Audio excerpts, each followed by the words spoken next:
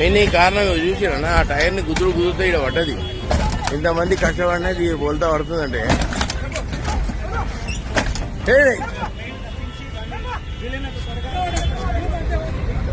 Main ఈ కారణం చూసినా ఆ టైర్ ని కుదురుతా ఇక్కడ పడ్డది.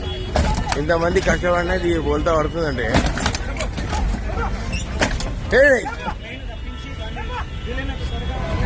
ఇప్పుడు వస్తుందన్నా మన క్రెయిన్.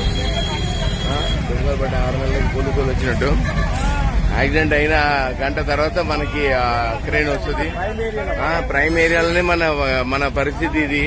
పోలీసు వాళ్ళు ఇంత లేట్ గా వస్తున్నారు. ఆ క్రెయిన్ ఎప్పుడు రావాలి? అది దొంగలపడిన 6 నెలలకు వచ్చేసింది.